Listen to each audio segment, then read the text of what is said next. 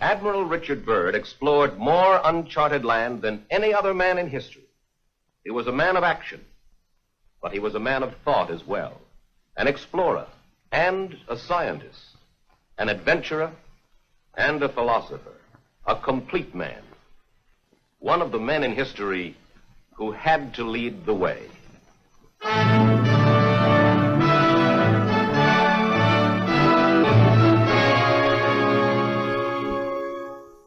On this expedition, we hope to fly across the South Pole into the mysterious land beyond to see what is there.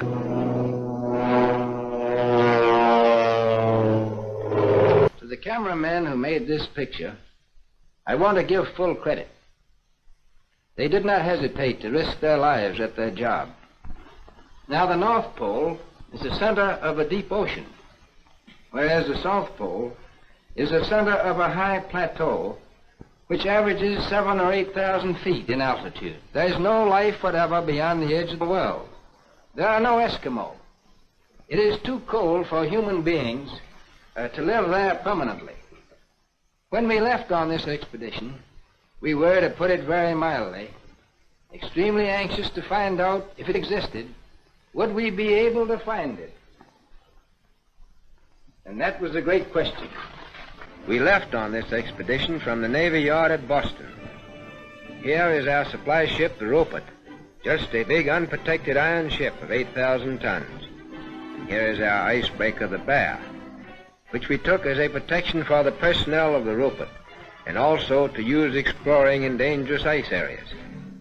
We took with us this time 150 Eskimo dogs and more than 14,000 different kinds of items for 2 years away from civilization, where there were no supply depots around the corner. Day followed day, week followed week, as we penetrated the great Pacific. We headed straight south, and here we have an ordinary unprotected iron ship, sailing in seas no ship had ever been in before since the world began. It wasn't that we were any better than our predecessors. We simply had a more open ice here. We bucked the ice until we were finally stopped by an impossible pack. Impossible, at least, for the Rupert. But we wanted to see what was beyond the horizon. That's what we came for. And for that purpose, we had another string to our bow, aviation. We retreated a few miles and managed to find an open lake in the ice field. So we proceeded to put the plane overboard. We had to execute this maneuver as rapidly as possible, because we knew that under the influence of the wind and the tide, the fields would soon close in around the ship again. In fact, the ice is already beginning to close in. Our plan was to go south with our steamer until we were stopped by ice, and to take up the attack on the unknown with aviation. And now at last we are going to find out what was in the southern part of this mysterious part of the world. For after battling the bad weather, here we are 240 miles within it.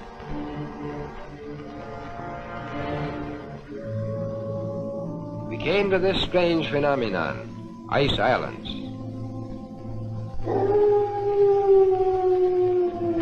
This was a strange and weird sea.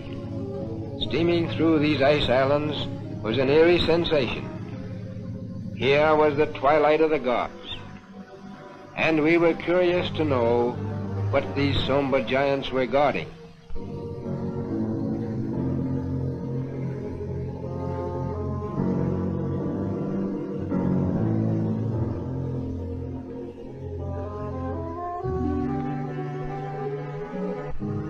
At long last, the dice fell our way, for the elements acted in our favor.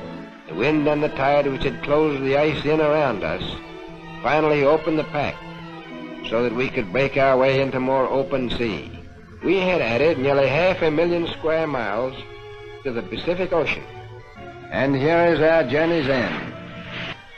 At length we sighted that great natural phenomenon, the ice barrier.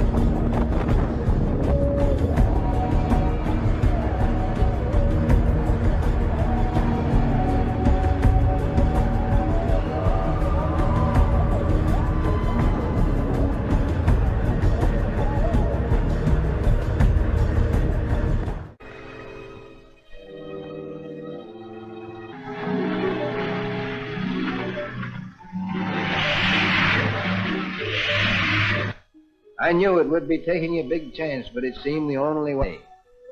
As we started alongside the barrier with our ships, suddenly the edge...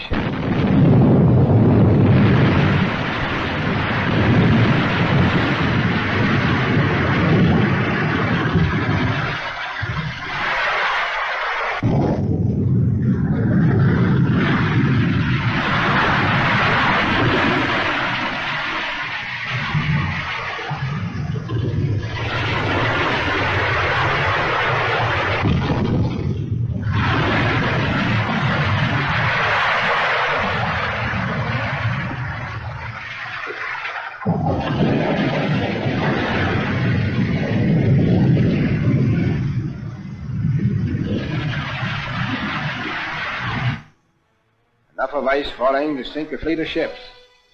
It seemed like a warning from Providence not to go alongside the barrier.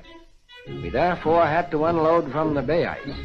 We had to put our tractors overboard with the engines running to safeguard the lives of the drivers as the ice was constantly breaking off. We had to get the tractors quickly away from the edge of the crumbling ice. We came within an ace of losing overboard our principal plane of exploration, the William Hawley. It was a critical moment. At times, as the ice broke, men or supplies would fall into the water. We kept a man on watch with a life preserver on line as a safeguard for the men working on the edge of the ice. We were working against time to finish unloading before the fall freeze-up, when the ships would have to return to civilization. You can see what a tough job we had to transport 400 tons of material through this area. The bay ice was constantly shifting and cracking, and pressure ridges were being formed as we worked by the irresistible force of the slowly moving ice cap. I have never seen men work so hard. With 24 hours of daylight, they could and often did work the clock around without stopping. We call this period the White Nightmare. And a nightmare it was.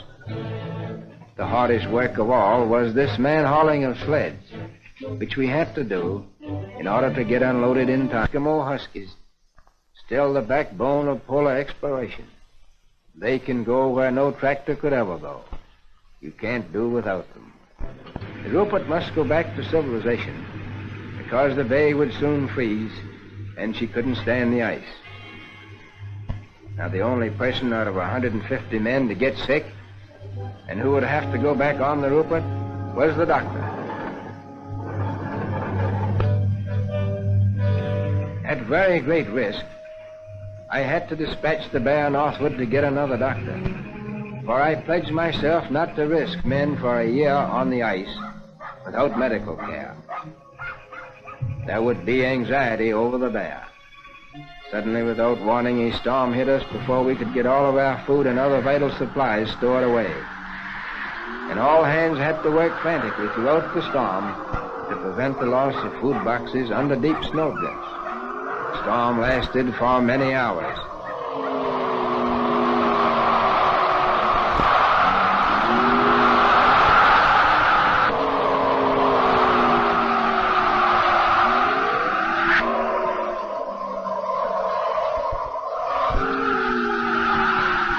We found it chilly, working in the wind.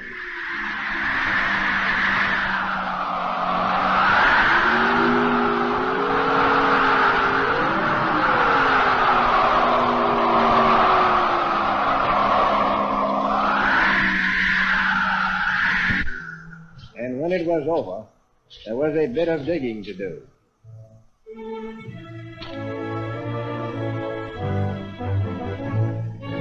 And here is the original commando.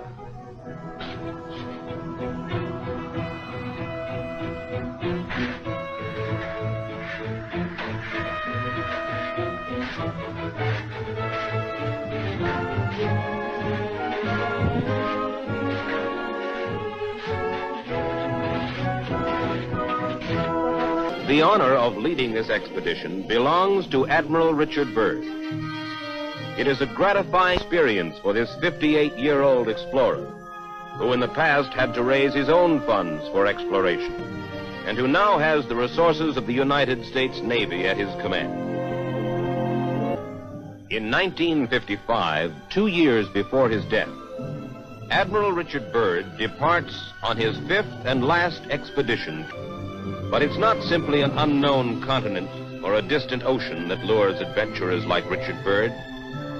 As he put it, here is a door ajar through which one may escape from the noise and chaos of civilization into the solace and harmony of the cosmos, and for a moment be part of it.